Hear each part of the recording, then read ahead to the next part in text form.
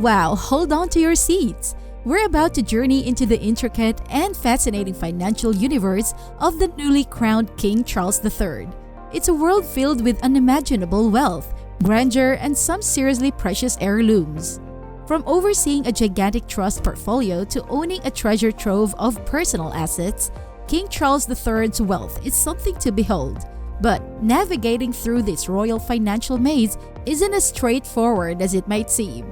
Let's take a closer look at his story, how he's managing his new responsibilities, and what all of this might mean for the future of the British monarchy. Exciting, isn't it? Let's get started.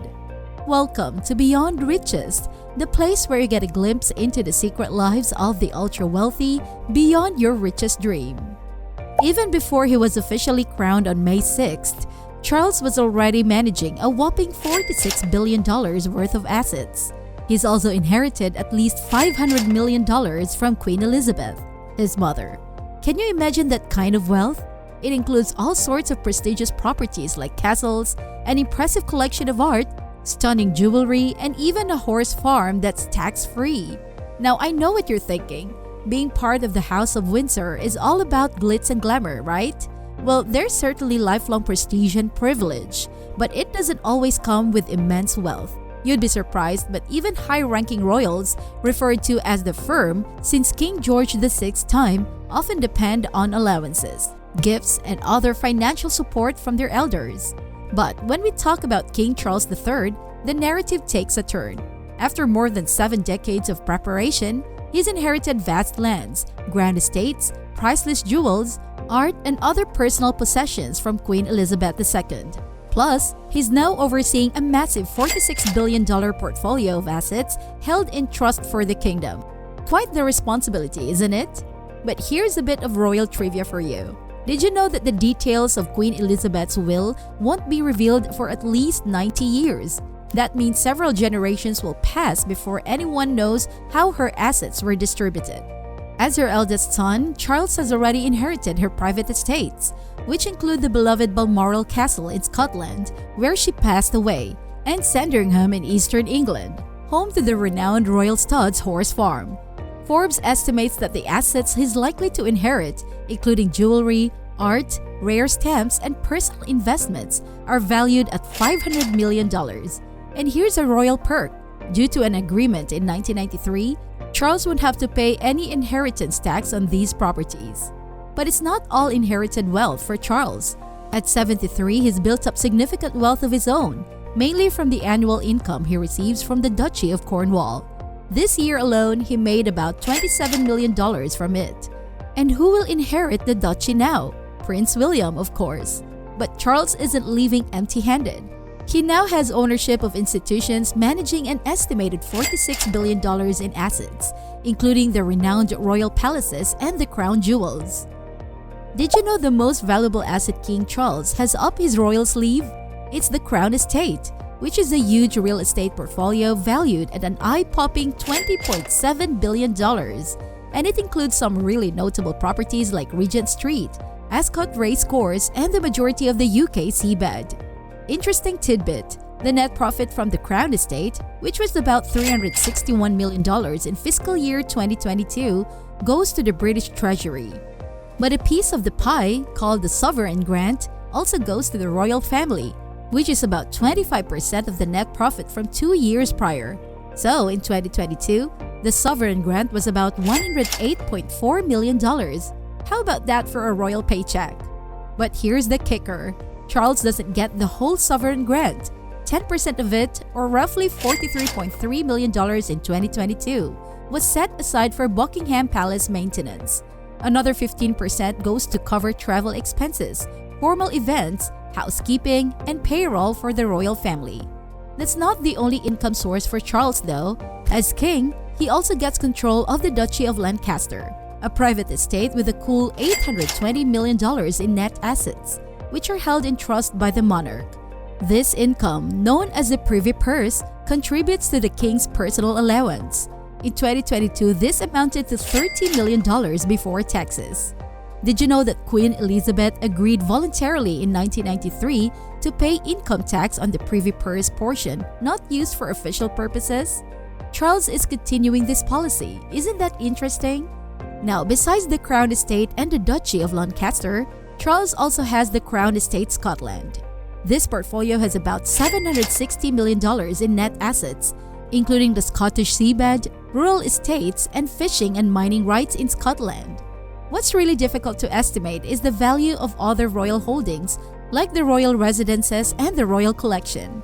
They're not publicly traded and annual reports aren't available. But the crown jewels, which are part of the royal collection, were estimated to be worth $4 billion in 2019. The total value of the royal collection, which includes masterpieces by artists like Rembrandt, Vermeer, Caravaggio, and Leonardo da Vinci, is estimated at a jaw-dropping $12.7 billion. As for real estate, Charles owns at least 11 palaces, castles, and residences in trust as sovereign or in right of the crown.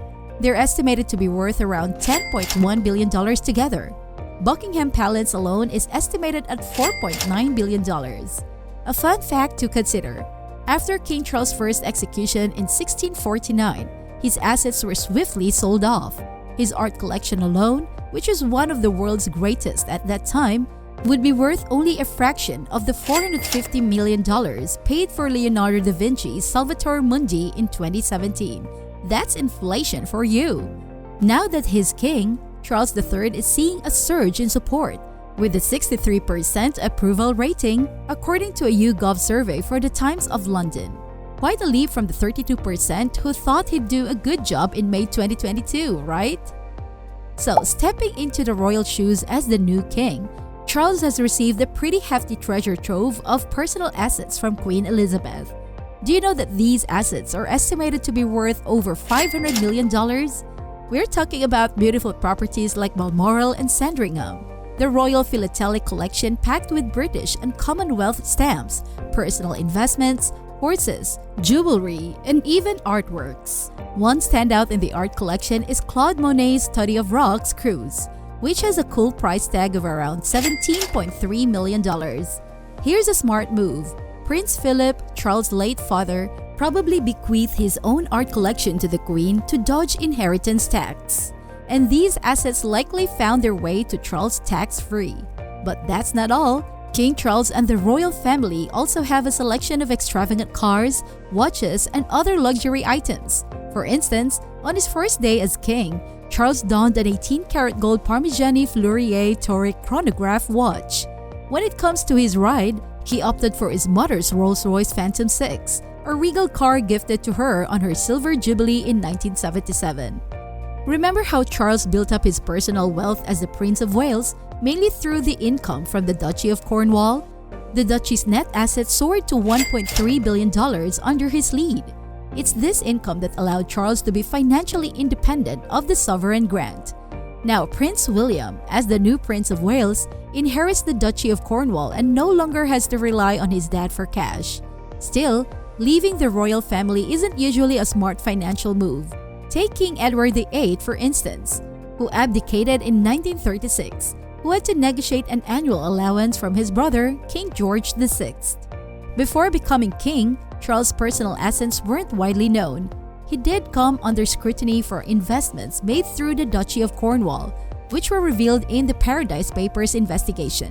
The duchy had invested millions in offshore funds and companies. But it's worth noting that the duchy stated Charles didn't directly make these investment decisions. All in all, as king, Charles is now sitting on personal assets worth at least $500 million, plus another $46 billion held in trust as the sovereign. So while he enjoys a lavish lifestyle with access to numerous castles, luxury vehicles, private planes, and a breathtaking collection of tiaras and jewelry, even King Charles III can't dodge death and some taxes. That's something we all have in common, right? What would be the first thing you do if you inherited a vast royal estate like King Charles III?